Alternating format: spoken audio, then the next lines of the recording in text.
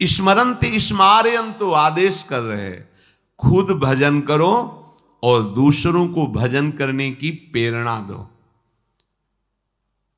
अगर हमारा कोई रिश्तेदार है, नातेदार है, मित्र है, प्रियजन है, हमारे पास बैठता है, तो हमें प्रार्थना करनी चाहिए मृदु शब्दों से। यदि आप नाम जप करते हैं तो बहुत आपका मंगल होगा, और 1-2 माला बढ़ाइए। नहीं करते हैं तो प्रारंभ कर दीजिए। पूज्य भाई जी महाराज, एक संत उनके पास जिसे जाते थे तो यही कहते थे, हमारे पास आयो तो हमें कुछ दक्षिणा दो। आदेश कीजिए, क्या दक्षिणा दें? आप नाम जप करते हो? नहीं, नाम जप तो नहीं करते, तो ये दक्षिणा दो कि आज से आप 5 माला नाम जप करोगे। लाखों लोगों को भजन में लगा दिया, लाखों लोगों को।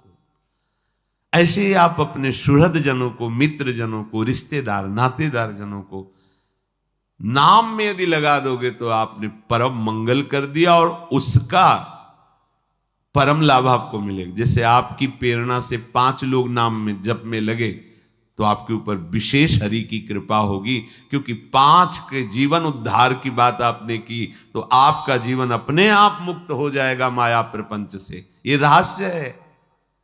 आप दूसरों को सुख देने की भावना करें तो आपको कभी दुख नहीं मिलेगा, पर हम अपने सुखी होने के लिए दूसरों को दुख देते हैं, इसलिए कभी सुखी नहीं हो पाते। कलेर दोष निधे राजन अस्ति हे को महान गुण, कीर्तना देव कृष्णस्य मुक्त बंधा परम ब्रजेत। इस कलिकाल का बड़ा अवगुणी स्वभाव है। अगर आप गुरुजनों की आज्ञा में नहीं हैं, शास्त्र का स्वाध्याय नहीं किए, शास्त्र के वचन आपके कानों में नहीं पड़े, तो आपके आचरण बहुत ही आसुरी प्रवृत्ति की तरफ ये आकर्षित करके भ्रष्ट करेगा। कलयुग का स्वभाव है। इसमें प्रिय वस्तु होती है व्यभिचार, इसके स्वभाव का। प्रिय वस्तु होती है नशा करना, भांग, शराब, ड्रग्स आदि जो भी नशे, नशा करना, व्यभिचार करना और जुआ खेलना। कई तरह से जुआ खेलना होता है। दूसरों के धन का अपहरण करना और दूसरों को दुख पहुंचाना, हिंसा करना, ये इसका स्वभाव है। इसका स्वभाव है। जैसे कालिया नाग ने भगवान से कहा था कि प्रभु मुझे दोष मत देना कि मैंने आप पर प्रहार किया, क्योंकि मेरा स्वभाव आपने ही बनाया है। बहुत वर्षों के बाद भी बदला लेने का स्वभाव मेरा होता है, और वो आपके द्वारा ही रचा गया है। इसलिए आप नाराज मत होना कि मैंने आपको बांधा अपने नागपाश में, आप पर प्रहार किया। तो ये कलयुग का स्वभाव है। अगर आप भगवद आश्रित नहीं हैं तो शराब पीना आपको बुरा नहीं लगेगा। देखो, सब कोई जानता है। जब हम यहां से बोलते हैं तो कोई कह सकता है कि ये निषेध क्यों कर रहे हैं, लेकिन आप अपने हृदय में बैठ करके थोड़ा विचार कीजिए, क्या ये आपका स्वास्थ्य बढ़ा देगा? कितने ऐसे हमारे सामने आए हैं जिनके लीवर खराब हो गए, जिनका जीवन खत्म हो गया, उनके परिवार के जन भी हैं। हितदाम में जब दिया कि बहुत शराब पी, अब तो डॉक्टर ने कहा अब मरने, और कुछ दिनों में पधार गए। देखो, क्या आपका स्वास्थ्य इसमें अच्छा रहेगा? नहीं। क्या आपको समाज में से सम्मान मिलेगा? नहीं। नालियों में इधर उधर बेहोश होकर के गिर पड़ते हैं, शरीर की सामर्थ्य नहीं रहती। तो इससे क्या परमार्थ बनता है? नहीं। इससे क्या धन की प्राप्ति होती? नहीं। जब कोई भी लाभ नहीं मिलता, केवल प्रमाद और केवल हानि है, तो आप सोचो आप ठगे जा रहे हो कि नहीं ठगे जा रहे हो। व्यर्थ में आप ऐसे आचरण करते हो जिससे आपके जो पुत्र हैं, परिवार के जन हैं, वो आपसे असंतुष्ट रहते हैं। अगर कहीं वो आपका अनुगमन कर लें तो वो भी पतन के मार्ग में चले गए। किसी भी असत क्रिया से कभी शांति नहीं। प्यारे समझो, ये कलयुग का स्वभाव है। यदि आप प्रभु का आश्रय नहीं लिए, सत शास्त्रों का स्वाध्याय या श्रवण नहीं करते, तो आपको शराब पीने में हिचक नहीं होगी, क्योंकि स्वभाव है कलयुग का। मांस खाने में हिचक नहीं होगी, व्यभिचार करने में हिचक नहीं होगी, चोरी करने में हिचक नहीं होगी, हिंसा करने में हिचक नहीं होगी, जुआ खेलने में हिचक नहीं। ये उसका स्वभाव है और उसका प्रभाव है कि आपकी एक भी नहीं चलेगी, वो अपने प्रभाव से आपको बलात् रौंद देगा। इसलिए हित सजनी स्वरूपा महाप्रभु कह रहे, पाए जान जगत में सब जन कपटी कुटिल कलयुगी टंचु। तो कह रहे अगर इस कलयुग के प्रभाव से तुम्हें कोई बचा सकता है तो इसका एक बहुत बड़ा गुण है। अगर इस कलयुग में नाम जप किया जाए, नाम कीर्तन किया जाए, तो इसका कोई भी स्वभाव या प्रभाव आप पे लागू नहीं होगा और आपका हृदय निर्दोष होकर भगवान की प्राप्ति के योग्य हो जाएगा। एक ही उपाय है, नाम कीर्तन, नाम जप, भगवत चर्चा करना, भगवत चर्चा सुनना। नान्तं विदाम्यहममी मुनयोऽग्रजास्ते माया बलस्य पुरुषस्य कुतो परेये गायन गुणान् दश शताननयादिदेवः शेषाधुनापि समवस्यति नास्य पारम। भगवान की माया शक्ति पर कोई विजय पा सके असंभव, पर विजय पाई जाती है तो कैसे? बोले जिनका हजारों मुख से यशगान भगवान शेष जी करते रहते हैं पर उनके गुणों का पार नहीं पाए, उन प्रभु का नाम जप, उन प्रभु का नाम कीर्तन तुम्हें माया पर विजय प्राप्त करा देगा। माया भ्रम, अज्ञान, अविद्या। जो भगवान के नाम गुण का कीर्तन करता रहता है, श्रवण करता रहता है, उसको प्रगट में भी कभी कोई परास्त नहीं कर सकता। ऐसा नहीं कि परास्त करने नहीं आएगा, परास्त करने आएगा। काम, क्रोध, लोभ, मोह या संसार का कोई व्यक्ति, घटना, परिस्थिति आते हैं, विघ्न तो आते ही हैं, सबके जीवन में आते हैं। पर नाम चल रहा है, बड़ा चमत्कार जीवन में प्रकट होता है नाम का। ये जो हम भगवत भक्तों के चरित्र आपको गुरु कृपा से जो सुनने को मिलते हैं, सुनाते हैं, उनसे हमें एक बल मिलता है। वो एक छोटी जीवनी की धरा से एक भगवत स्वरूप स्थिति को प्राप्त होते हैं। जैसे हम शरीरासक्त होकर विषयों में, भोगों में लगे, एक छोटी धरा है। शरीर और भोगों का त्याग करके निरंतर ब्रह्माकार भगवदाकार वृत्ति, ये बड़ी धरा है। छोटी धरा से बड़ी धरा तक, इसमें तर्क वितर्क या संशय की कहीं कोई भी गुंजाइश की जरूरत नहीं। भक्तों के चरित्र श्रवण मात्र से प्रभु के नाम रूप लीला धाम में रति होती है। आपके मुख में भगवान नाम चल रहा है तो कोई भी आपको परास्त नहीं कर सकता। बड़ी महिमामयी इस महाभागवत की बात है। सुधन्वा जी, ये एक चंपापुरी नाम का राज्य था। वहां के राजा हंसध्वज जी थे, उनके पुत्र थे श्री सुधन्वा जी। परम धार्मिक, धर्मपूर्वक राज्य का शासन करना और प्रभु की भक्ति में रत रहना और योद्धाओं में सर्वश्रेष्ठ वृत्ति रखना, ये हंसध्वज राजा का प्रभाव। पूरी प्रजा को अपने पुत्र की तरह पालन करना। राजा पूरे देश का पिता है और प्रजा पुत्रवत राजा के द्वारा पोषित होती है। जो प्रभु का भजन करते हैं, ये न समझा जाए कि वो गरीब ही लोग भजन करते हैं, भिखारी लोग भजन करते, ऐसा नहीं। ये प्रभु का भजन जो करते हैं वो गरीब नहीं है, जो प्रभु का भजन नहीं करते वो गरीब है, क्योंकि अंतिम समय उनके पास कुछ नहीं रहता तो हुए ना निर्धन। और जो भजन करते हैं वो माला माल होकर के यहां से जाते, परम धन राधा नाम, खूब जमा है राधा नाम, अब उनको आनंद ही आनंद प्राप्त होगा। तो ये उस समय की बात है जब महाराज युधिष्ठिर अश्वमेध यज्ञ कर रहे थे। प्रद्युम्न, सात्विकी आदि असंख्यों महारथी योद्धा द्वारिका से सहयोग के लिए आए हुए थे।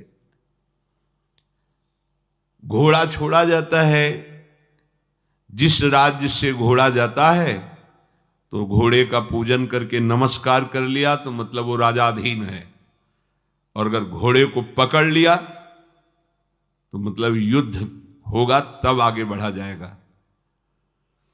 जे ही गुप्तचरों ने हंसध्वज राजा को समाचार दिया कि महाराज युधिष्ठिर का अश्वमेध यज्ञ का घोड़ा आपकी राज्य सीमा में प्रवेश कर चुका है, उनको बहुत आनंद हुआ। अहो भाग्य, जिनकी हम आराधना कर रहे थे भगवान जरूर दर्शन देंगे, क्योंकि ये पांडवजन महाभागवत हैं और इनको जरा भी कोई कष्ट देना चाहे तो भगवान व्याकुल होकर उपस्थित हो जाते हैं। गुप्तचरों से पूछा कि क्या भगवान श्री कृष्ण भी हैं? बोले उनके तो दर्शन नहीं हुए, पर हां द्वारिका की सेना भी उपस्थित है, तो उनका दर्शन जरूरी है। वैसे अगर वो होते तो घोड़े का पूजन करते और प्रभु के दर्शन कर लेते, पर प्रभु नहीं है तो अब दूसरा उपाय करना पड़ेगा दर्शन के लिए। आदेश किया महाराज युधिष्ठिर के अश्वमेध को पकड़ लिया जाए। पकड़ लिया गया। जे ही पकड़ा गया तो अब इतने महान महान महारथी, साथ में अर्जुन जी भी हैं, सात्विकी जी हैं, प्रद्युम्न जी, बड़े बड़े महारथी, हर्षपूर्वक युद्ध का जयघोष किया गया। हंसध्वज जी ने आदेश कर दिया तत्काल सेना उपस्थित हो, अगर तनिक भी विलंब किया गया तो खौलते हुए कड़ाह में उसे डाल दिया जाएगा। नगाड़े की ध्वनि पूरी होते होते पूरी सेना नगर के बाहर आ जानी चाहिए। ऐसा सावधान भी रहते हैं सैनिक, कभी भी राजा का आदेश हो जाए। स्वयं बड़े गजराज पर चढ़कर हंसध्वज भगवान श्री कृष्ण को प्रणाम करके मानसिक और अर्जुन से युद्ध करने के लिए आगे बढ़े। पूरे सैनिक सब तत्काल तैयार हुए, क्योंकि राजा की आज्ञा थी अगर विलंब हुए तो खौलते हुए तेल के कड़ाह में डाल दिया जाएगा। सब ठीक समय पर उपस्थित हो गए। वहां एक भयंकर अग्नि के उसमें बड़ा कड़ाह रख करके तेल खोलाया गया, कोई विलंब ना हो, अगर होगा तो डाल दिया जाएगा। जितने भी वीर योद्धा थे सब उपस्थित हो गए, लेकिन राजा के पुत्र जो सुधन्वा जी थे, ये बड़े भगवान के नाम जापक भक्त थे, हर समय नाम जप करते रहते थे। जे ही आज्ञा हुई अस्त्र शस्त्रों से सुसज्जित हुए। पहले तो माता जी के पास गए, उनको प्रणाम किया और कहा मां, आज हमारे जीवन का परम लाभ उपस्थित हुआ है, क्योंकि आज मुझे अर्जुन से युद्ध करना है। वो भगवान के परम प्रेमी भक्त हैं। आज युद्ध कौशल के द्वारा उनको मैं तृप्त करूंगा, और ऐसा तृप्त करूंगा, उनको ऐसे व्याकुल करूंगा कि उनके सारथी का हमारे ऊपर नजर पड़े और कृपा दृष्टि पड़े। उनको आना पड़ेगा, पर हो सकता है हम वापस ना आएं। इसलिए आपसे आशीर्वाद मांगते हैं कि मेरे मन की जो कामना है कि अर्जुन को तृप्त करूं और भगवान का साक्षात्कार करूं, वो पूर्ण हो। इसके बाद माताजी को प्रणाम करने के बाद जब आगे बढ़ने लगे तो माताजी ने कहा, बेटा बड़े बड़े ऋषि मुनि जिन भगवान श्री कृष्ण का रात दिन ध्यान और गुणगान करते हैं, मुझे तो उनका दर्शन होना संभव लगता है। पर जब तुम अर्जुन को पीठ नहीं दिखाओगे तो जरूर उपस्थित होंगे, और जब तुम श्री कृष्ण का दर्शन कर लोगे तो मुझे श्री कृष्ण का धाम मिल जाएगा।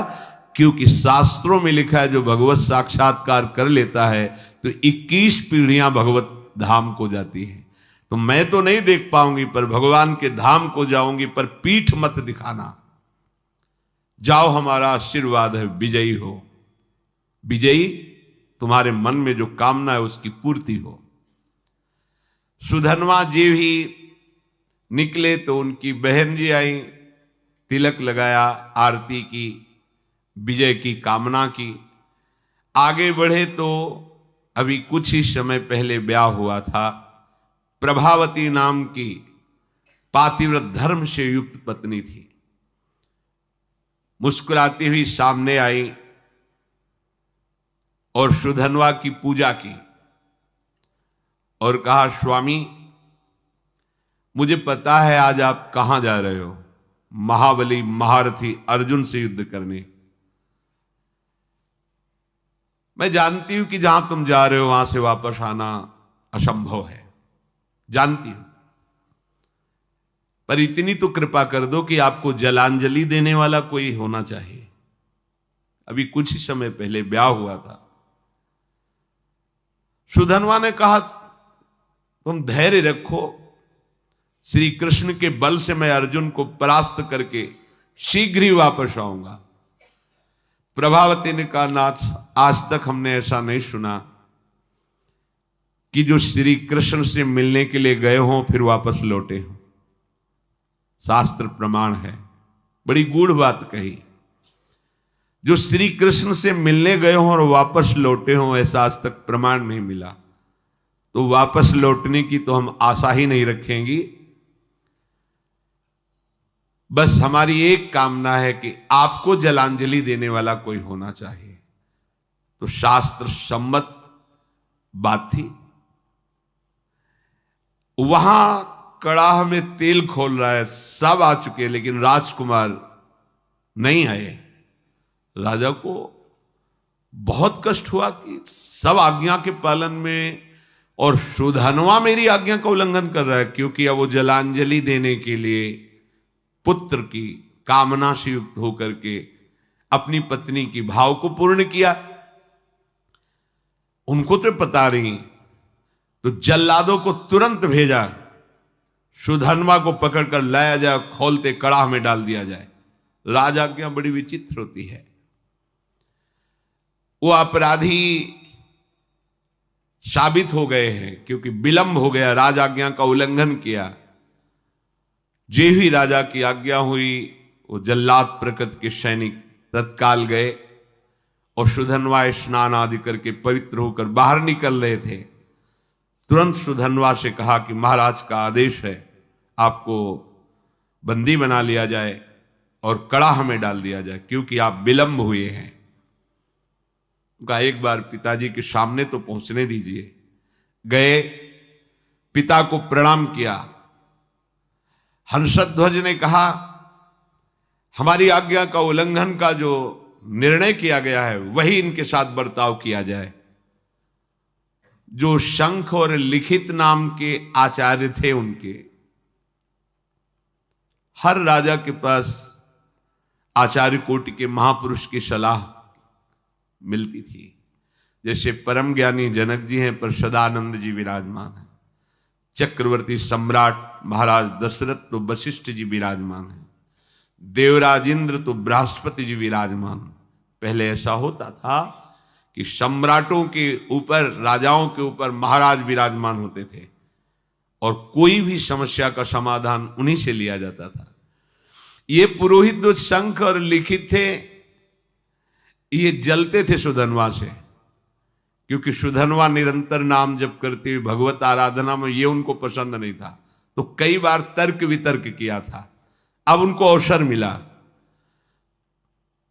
राजा हंसध्वज ने पूछा कि आचार्य प्रवर आपका क्या आदेश है इस विषय में। उनका जो आपकी आज्ञा हुई उसका पालन किया जाए, अर्थात इनको खोलते हुए कड़ाह में डाला जाए। स्वभाव से ईर्ष्या रखने वाले ये शंख और लिखित आचार्य ने खोलते कड़ाह में सुधन्वा को डालकर उनका जीवन अंत कर दिया जाए, ऐसा ही दस्तखत कर दिया। यदि आप अपने पुत्र के मुंह में आकर के अब हमारी लिखित बात को काटते हैं तो हम दोनों आपको छोड़ देंगे, अब तो चांस ही नहीं। हंसध्वज ने तत्काल सैनिकों को आदेश किया, उठा करके डाल दो इनको खोलते हुए कड़ाह में।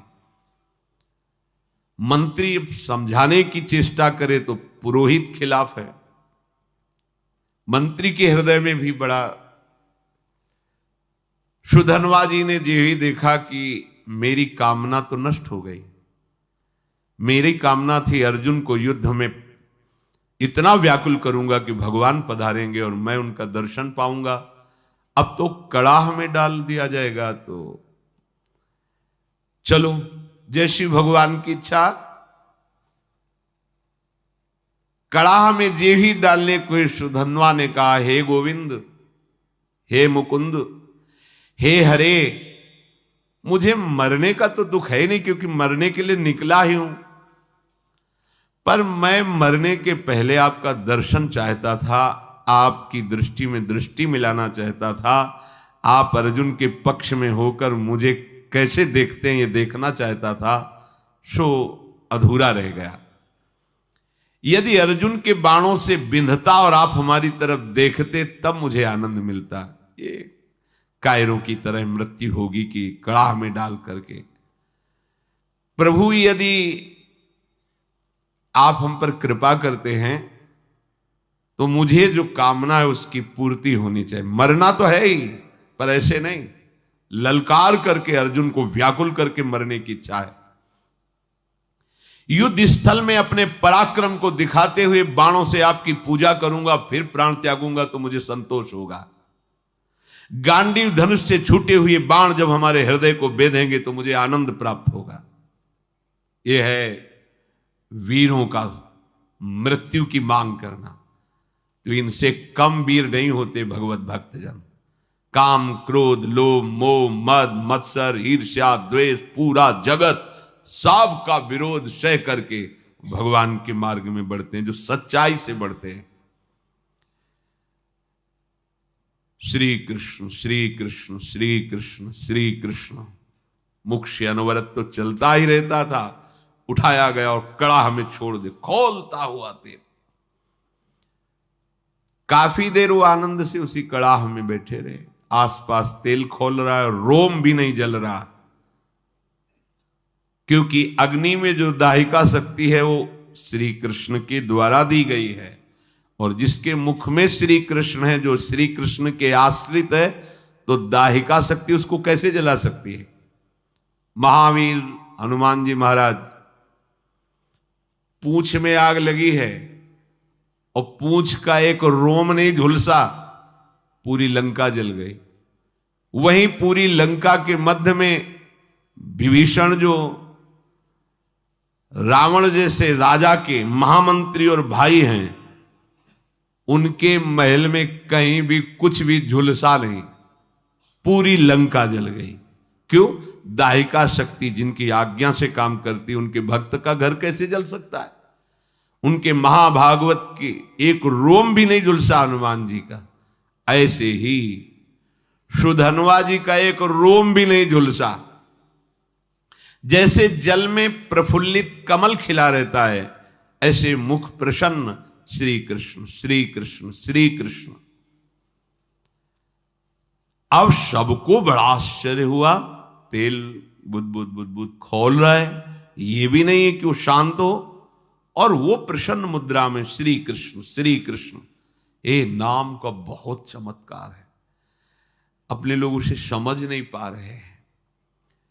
राजा हंसध्वज ने अपने पुरोहित शंख और लिखित से कहा, ये क्या हो रहा है, ये जल क्यों नहीं रहा है। पुरोहित जी विचार करके सोचते, आग तो जल रही, क्या तेल ये ऐसे ही खोल रहा है, इसमें गर्मी नहीं है? तो एक नारियल फल ऐसे वो कड़ाह में डाला, जे भी डाला और इतना गर्म तेल था, फटाक से फटा, और लिखित और शंख दोनों आचार्य थे, उनकी खोपड़ी में लगा जाके, और उनकी खोपड़ी में फफोले पड़ गए, उसकी बूंदे पड़ने। वो महाराज ये तो बिल्कुल आग है इस समय तेल। निश्चित है कि सुधनवा श्री कृष्ण नाम के बल पर है, इसलिए ये आग इसे नहीं जला सकती। अब पुरोहित को विरोध करने का कोई भी अवसर नहीं। वहां के लोगों ने सुधनवा जी कोई औषधि का प्रयोग किए हुए हैं क्या, जो तेल का प्रभाव नहीं पड़ रहा? वहां बड़े बड़े आयुर्वेदाचार्य भी थे, कहा नहीं, इस ऐसी स्थिति में कोई औषधि काम नहीं करती। इसका मतलब है कि ये जो कृष्ण कृष्ण बोल रहे हैं इसी का प्रभाव है। यही तो मित्रजन पूछते थे प्रहलाद जी से कि तुम्हारे ऊपर बड़े बड़े काले सांप छोड़े जा रहे हैं और तुम्हें काटते नहीं, तुम्हें पहाड़ से दबाया जा रहा है, अग्नि से जलाया जा रहा है, जल में डुबोया जा रहा है, बड़े बड़े नुकीले शस्त्रों से काटा जा रहा है, पर तुम्हारी त्वचा ही नहीं कटती, ऐसा क्या है तुम में? तो उन्होंने कहा मैं हर समय हरि हरि श्री हरि ऐसा बोलता हूं, तो मुझे लगता है कि मेरे हरि मुझे ऐसे लिए हुए तो ना कोई आग, ना कोई अस्त्र शस्त्र, ना कोई मुझे दुख, कोई छू ही नहीं पा रहा है, क्योंकि मेरे हरि मुझे गोद में लिए हुए हैं और ऐसे किए हुए। नाम का बहुत बड़ा, ऐसा ना समझो कि ये उनके ऊपर प्रभाव था, आपके ऊपर नहीं। आप वैसे ही जपिए, देखिए प्रभाव। अब पुरोहित जो लिखित और शंख जी थी, उन्होंने कहा धिक्कार है मुझे, मैं अपने शास्त्र ज्ञान के गर्व में होकर भगवान की भक्ति का तिरस्कार करता था, आज मैंने देख लिया सुधनवा की भक्ति का प्रभाव। और वो दोनों ऐसा सोच ही रहे थे कि फिर जो परिजन थे सुधनवा को बाहर नहीं, कुछ नहीं, बस जैसे और तेल से चिकनाहट हो गई हो बस। अब वो दोनों शर्मा करके आचार्य खुद कड़ाहे पे कूद गए। ये धिक्कार हमारे जीवन को, ऐसे भक्त का विरोध करते थे। सुधनवा जी ने श्री कृष्ण श्री कृष्ण श्री कृष्ण, तो कूदने में तो थोड़ा जलन सी, पर तुरंत शीतल हो गया। आचार्य थे चरणों में पड़ गए सुधनवा के। कौन ऐसा है जो नाम जापक के चरणों में अपना भावना समर्पित कर दे? नाम की बड़ी महिमा है। सुधनवा के आचार्य थे लिखित शंख, उन्होंने छाती से लगा के कहा, प्रिय राजकुमार, आज मुझे तेरी कृपा से समझ में आया कि भगवान के नाम में जो शक्ति है वो किसी और कहीं साधन में नहीं है।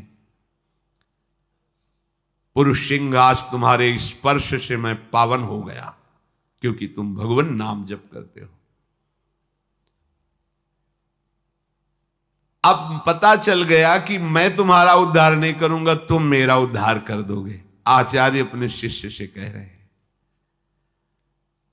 वीरवर जाओ, सम्रांगण में तुम्हारी कामना की पूर्ति हो। सुधनवा पिता को प्रणाम किया। पिता ने कहा, आज हमारे सेनापतित्व का पद सुधनवा लेंगे। अब युद्ध प्रारंभ हुआ। सुधनवा कब प्रत्यंचा चढ़ाई और बाण छोड़ा, बड़े बड़े सैनिक देख ही नहीं पा रहे थे। लोगों को ये भ्रम रहता है कि हम नाम जप करेंगे तो स्कूल में पढ़ाई में विघ्न पड़ेगा, हमारे कामकाज में विघ्न पड़े। ऐसा मत सोचिए। नाम जप करोगे तो आप बहुत अच्छे विद्यार्थी होगे, नाम जप करोगे तो आप बहुत अच्छे किसान होगे, नाम जप करोगे तो आप बहुत अच्छे, जो भी जिस मार्ग में जाओगे बहुत अच्छे बन जाओगे, क्योंकि बुद्धि पवित्र होगी और भगवान नाम की सामर्थ्य है, तो आप जो चाहोगे कर सकते हो। जब अर्जुन ने देखा कि ये 9 राजकुमार बड़े बड़े महारथियों को भी मूर्छित करता हुआ आगे बढ़ता जा रहा है, तो स्वयं वो अपने गांडीव धनुष की प्रत्यंचा खींची और सामने आकर खड़े हो गए। अर्जुन ने कहा है राजकुमार, अब तुम किसी साधारण वीर के सामने नहीं खड़े हो, गांडीव धनुषधारी अर्जुन के सामने खड़े हो। जितनी सामर्थ्य हो अब हमसे तुम युद्ध करके दिखाओ। सुधन्वा ने निर्भयता पूर्वक हंसकर कहा, हे पार्थ, आपने बहुत सी लड़ाइयां लड़ी और विजय को प्राप्त हुए हैं, पर उसका तुम कारण नहीं जानते हो कि तुम विजय में क्यों प्राप्त हुए हो। क्योंकि तुम्हारे सारथी श्री कृष्ण थे। इस समय तुम हमारे सामने टिक नहीं सकते क्योंकि तुम्हारा सारथी नहीं बैठा है, श्री कृष्ण नहीं है। तो यद्यपि तुम महावीर हो पर तुम मेरे सामने नहीं टिक सकते।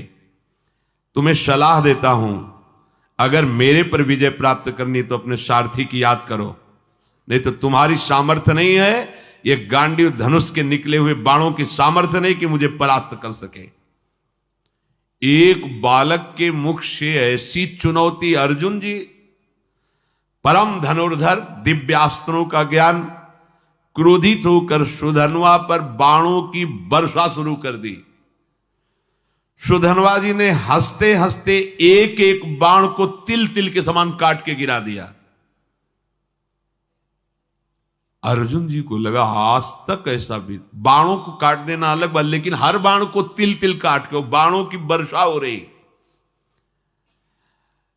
बाणों को काटते हुए अपने बाणों से ध्वजा, धनुष, प्रत्यंचा सब पर चोट पहुंचा दी। सुधन्वा ने ध्वजा काट के गिरा दी, प्रत्यंचा काट दी, गांडीव पर प्रहार किया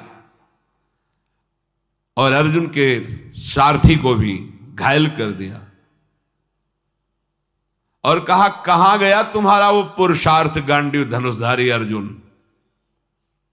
बिना प्रत्यंचा का धनुष, बिना ध्वजा का रथ, सारथी बेहोश। आश्चर्य में पड़ गए कि ऐसा वीर बालक तो हमने देखा ही नहीं।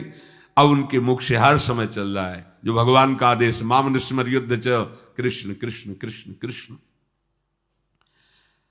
आप तो बहुत बड़ी बड़ी बातें कर रहे थे, देखा बालक का चमत्कार, मुझे बालक कह रहे थे, अब कहो तो आपको बाणों से घायल करके ऐसी दशा में पहुंचा दूं जो वीर पुरुषों को शोभा नहीं देती। अब भी अवसर है, याद करो अपने सारथी को और बुला लो, क्योंकि यही इच्छा थी कि एक बार श्री कृष्ण को देखूं।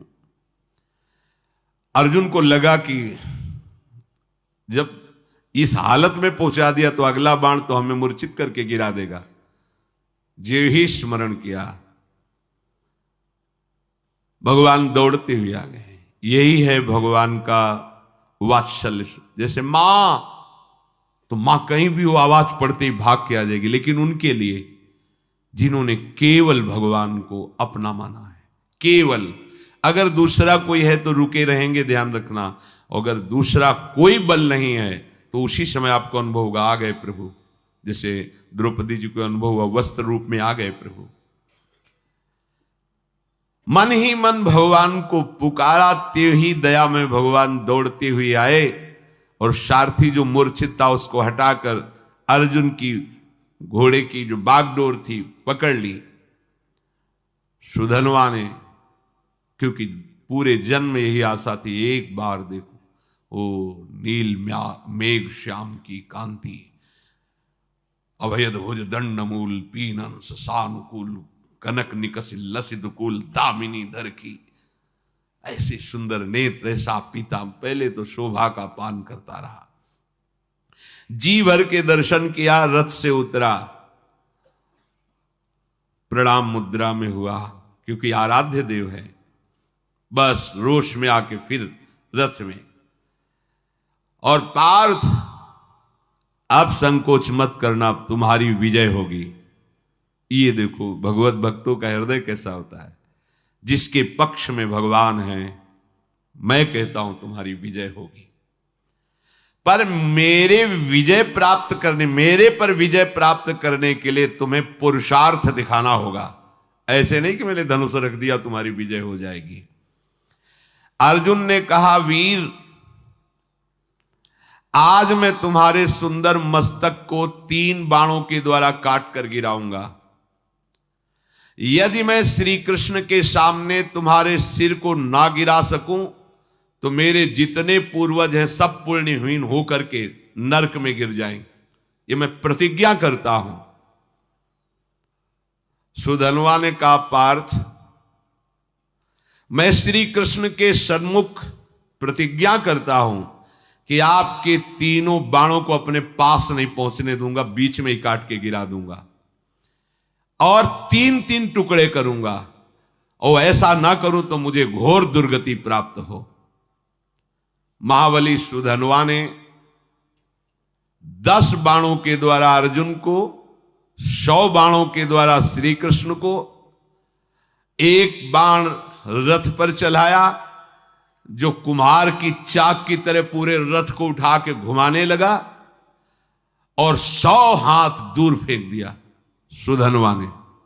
100 बाण भगवान की पूजा में, 10 बाण अर्जुन की पूजा में, और 1 बाण मारा, रथ ऐसे चक्राकार होकर 100 हाथ दूर गिरा जाकर के। भगवान श्री कृष्ण बोले, धन्य है वीर, धन्य है। अर्जुन बिना समझे बूझे प्रतिज्ञा कर ली, पितरों को नरक भेजना है क्या? सुधनवा देखो कितना महाबली है। सुधनवा की शक्ति देखी तुमने? ओ श्री कृष्ण श्री कृष्ण श्री कृष्ण श्री कृष्ण नाम चल रहा है। अर्जुन ने कहा, प्रभु उसकी प्रशंसा क्यों की? बोले, जानते हो समस्त ब्रह्मांडों का भार लिए हुए मैं बैठा हूं, मुझे सहित तेरे सहित 100 कदम पीछे फेंक दिया। बोले, प्रभु इसका इतना बल कहां से आ गया? बोले, ये बहुत जोरदार है, ये तो निरंतर नाम जप कर रहा है, और दूसरा ये एक पत्नी व्रत है। बोले, ये एक सुदृढ़ पत्नी व्रत है, इसलिए हमको दूर फेंक दिया। अर्जुन ने भगवान से कहा, इस समय विनोद का समय नहीं है, इस समय तो हमारी हार हो रही आपके बैठने पर भी। अब दिव्यास्त्र का संधान किया, काल को विराजमान किया बाण पे, संधान करके श्री कृष्णचंद्र ने कहा, गोवर्धन पर्वत उठाकर जो गोप गौओं की रक्षा की, उससे प्राप्त पुण्य मैं इस बाण पर विराजमान करता हूं। सुधनवा से कहा, बचो ये काल का बाण है। सुधनवा ने कहा, हमारे पास श्री कृष्ण नाम है जो काल का भी महाकाल है। देख लो, एक तरफ भगवान है, एक तरफ नाम है। ये देखो, उन्हीं का नाम है, एक तरफ भगवान, एक तरफ भगवान का नाम। सुधनवा ने जोर से उच्चारण किया, जय श्री कृष्ण, संधान किया, बाण के टुकड़े टुकड़े कर दिए। नाम का अद्भुत प्रभाव, टुकड़े टुकड़े कर दिए, और जोर जोर से जय श्री कृष्ण जय श्री कृष्ण जय श्री कृष्ण मंगलमय नामों का जोर जोर से उच्चारण। त्रैलोक्य के ऋषि मुनियों में हाहाकार मच गया। भगवान ने गिरिराज उठाने का पूरा पुण्य लगा दिया, और अर्जुन ने काल का संधान किया बाण पे, काल की भी चाल नहीं। ये नाम का प्रभाव देखो। भगवान ने अर्जुन से कहा, तुरंत दूसरा बाण निकालो, दिव्यास्त्र तो बढ़ता चला जा रहा है। भगवान ने उस बाण में अपनी बहुत सी शक्तियों का संधान किया। सुधनवा से कहा, अब जीत के दिखाओ। देखो भगवान क्या करें, समझ रहे हो? मेरे नाम के आगे मेरे पुण्य और सुकृत और शक्तियां भी काम नहीं करती, इसीलिए नाम के अधीन भगवान हो जाते हैं। सुमिर पवन सुत पावन नामू, अपने बस करी राखे रामू। इस रहस्य को समझो। सुधनवा ने कहा, अर्जुन अब मेरी प्रतिज्ञा सुनो, यदि मैं इस बाण को टुकड़े टुकड़े न कर दूं तो अरुंधति सहित महर्षि वशिष्ठ की ब्रह्म ऋषि की हत्या का पाप मुझे तुरंत लगे। सुधनवा ने तुरंत गोविंद कृष्णो बाण मारा। प्रबल पुरुषार्थ से चलाया हुआ अर्जुन का भगवान की शक्ति से संपन्न बाण 5 टुकड़े हो गए। भगवान ने कहा, ये भी गया। ब्रह्म इतना बड़ा शक्ति संधान किया, अर्जुन उदास होने लगे। प्रभु अब क्या होगा, तुम्हारी शक्ति भी इसमें थी, सब क्या। यही समझो, रहस्य समझो, भक्तों ने यही रहस्य समझा है। भगवान की भी रक्षा भगवान के नामों से यशोदा मैया और सब गोपियों ने की, बाल गोविंद की लीला में पढ़ के। अरे नाम इतना बड़ा है कि कहां लगी नाम बड़ाई, राम न सकई नाम गुण गाई। तभी तो संत जन छाती चौड़ी करके घूमते हैं, राधा राधा राधा। हमारे पास राधा नाम, हमारे पास कृष्ण नाम, गोविंद नाम है, मतलब प्रभु हमारे अधीन है। भगवान देखा कि अर्जुन निरुत्साहित हो रहे हैं, तो 5 जन शंख को लिया, और 5 शंख का नाद जो है ना, वो उत्साह वर्धन करने वाला होता है। 5 जन शंख बजाया और अर्जुन से कहा अब बाण संधान करो। महामनस्वी अर्जुन ने तीसरा बाण हाथ में लिया और भगवान ने कहा कि जब मैं राम अवतार में राम जी बना था तो एक पत्नी व्रत रहा हूं, उसमें तो राम जी बहुत मर्यादा पुरुषोत्तम अवतार भगवान का, ये प्रेमावतार है, वो मर्यादा पुरुषोत्तम यही प्रभु है। मैं उस सुकृत को इस बाण पर विराजमान करता हूं। फिर ब्रह्मा जी को आदेश किया पिछले भाग पर विराजमान हो, और काल को दोबारा आदेश किया अग्रभाग पर प्रतिष्ठित हो, और प्रभु ने कहा चलाओ बाण। ब्रह्मा जी, काल जी और वो पुण्य सुकृत रामावतार का है। सुधन्वा प्रभु की तरफ देखा और मुस्कुराया। बड़ा प्रेममय प्रसंग है। अर्जुन से बोला अब भी संशय है तुम्हें, तुम्हारे विजय के लिए क्या कर रहे हैं देख रहे हो, तुम्हें संशय, भला कोई प्रतिज्ञा करो अब तुम इस बाण के बचाने के लिए। अर्जुन ने कहा वीरवर, यदि तुम्हारा मुकुट सहित मस्तक में काट के ना गिरा दूं तो भगवान श्री हरि और भगवान शंकर में भेद करने से, निंदा करने से जो पाप लगता है वो मुझे अभी लगे। सुधनवा ने कहा मैं इस बाण को अगर काट ना दूं तो काशी में मणिकर्णिका तीर्थ में भगवान शिव जी को पैर मारने से जो पाप लगता है, शिव विग्रह पर पैर, वो मुझे पाप अभी लगे। दोनों भगवत भक्त है और इतनी बड़ी बड़ी प्रतिज्ञा। सुधन्वा ने भगवान श्री कृष्ण की तरफ देखा और कहा जय श्री कृष्ण, जय श्री कृष्ण। अर्जुन उस बाण को संधान किया। सुधन्वा ने उस प्रभावशाली बाण को कृष्ण कृष्ण कहते हुए काट दिया। हाहाकार मच गया। इस बाण को तो कोई काट ही नहीं सकता था, क्योंकि इतनी महिमा से युक्त हो गया था। अब कटा हुआ बाण का अग्रभाग सुधन्वा के मस्तक को काट करके गिरा दिया। बाण तो काट दिया, पर कटा हुआ अग्रभाग बाण का जाकर सुधन्वा के मस्तक को काट कर गिरा दिया।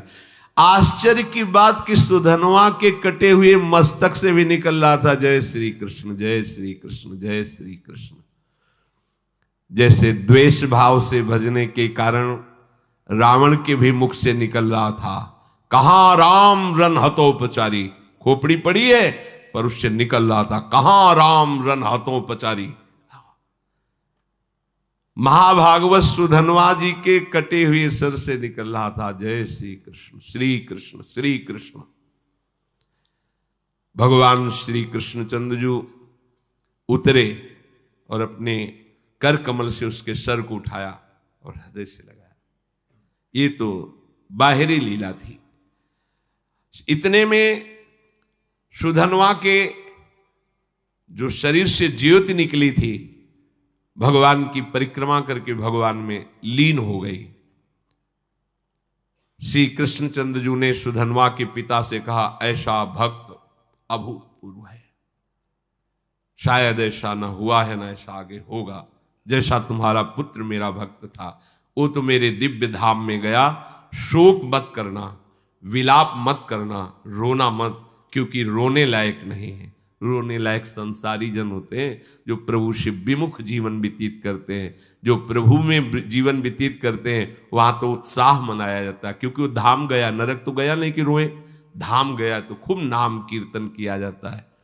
भक्तों को अभय देने वाले प्रभु श्री हरि के नाम की अपार महिमा है। इसलिए भगवान कह रहे अनन्य हो करके सततम कीर्तयन्तम, निरंतर मेरा, इससे बड़ा कोई लाभ नहीं। क्या चाहिए, जो चाहिए सब प्राप्त हो जाएगा।